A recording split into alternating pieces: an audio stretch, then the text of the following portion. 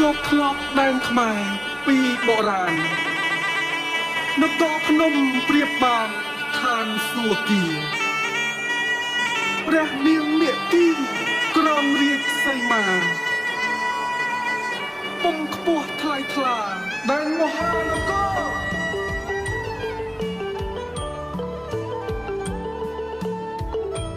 ព្រះនាងសោមាឬព្រះនាងនាគគឺជាបឋមក្សត្រីនៃមហានគរខ្មែរតាំងពីបុរាណកាលមកព្រះនាងបានរៀបអភិសេកជាមួយព្រះថោងនិងបានបន្សល់ទុកនូវវប្បធម៌និងទំនៀមទម្លាប់ប្រពៃណីដ៏ល្អផូរផង់សម្រាប់កូនខ្មែរជំនាន់ក្រោយ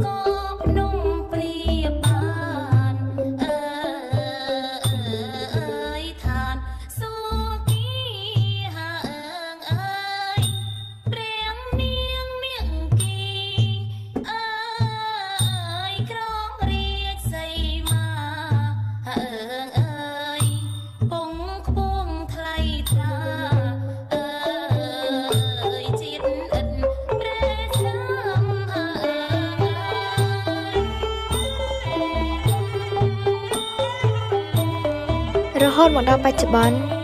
ព្រះថោងតាំងស្បៃនាងនាគនៅតែជាប្រពៃណីនិងទំនៀមទម្លាប់ដ៏សំខាន់នៅក្នុងពិធីអាពាហ៍ពិពាហ៍របស់ខ្មែរ